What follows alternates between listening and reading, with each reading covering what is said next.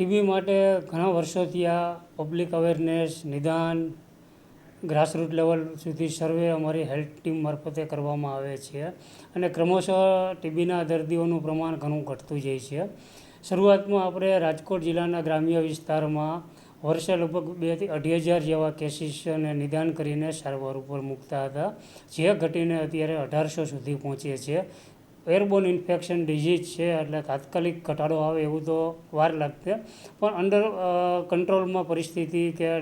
Infection rate છે અત્યારે, એટલે ટૂંકમાં ઘટે છે કેસીસ. હા, અત્યારે જો કંટ્રોલ થતો જાય છે અને માનનીય વડાપ્રધાનશ્રીએ ટીબીના તમામ દર્દીઓને ન્યુટ્રિશન સપોર્ટ મળે એ હેતુથી સારો એવો ખોરાક લઈ શકે, પોષણયુક્ત આહાર લઈ શકે એ માટે ટીબીની દવા ચાલુ હોય ત્યાં સુધી તમામ દર્દીઓને દર મહિને 1,000 રૂપિયા એના ખાતામાં સીધા જમા કરાવવામાં આવે છે. તેમજ નિક્ષય મિત્ર મારફતે જે વધારે નીડી પર્સન હોય કે એના કુટુંબને પણ પોષણયુક્ત આહાર મળી શકે એ હેતુથી દાતાઓ મારફતે ટીબીના દર્દીઓને કુટુંબને પોષણ કીટ આપવામાં આવે છે કે જેમાં રો મટીરિયલ હોય છે, ગ્રોસરી હોય છે કે જે પેશન્ટનો નહીં પણ એના કુટુંબ પણ વ્યવસ્થિત રીતે પૂરક પોષણ લઈ શકે અને એનું ઇન્ફેક્શન કંટ્રોલ થાય, બીજા કુટુંબના સભ્યોને પણ ઇન્ફેક્શન ન લાગે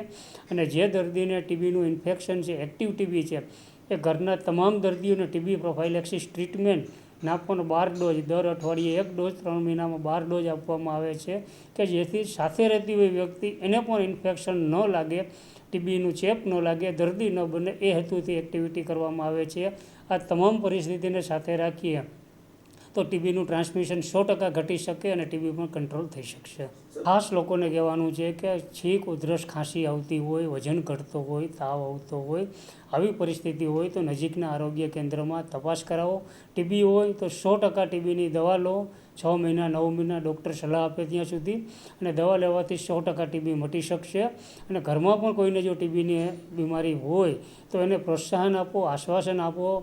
વ્યવસ્થિત રીતે કુટુંબના સભ્ય તરીકે સ્વીકારો, સોશિયલ સ્ટિગ્મા ન રાખો તો આ દર્દીની પણ હેલ્થને, મેન્ટલ હેલ્થ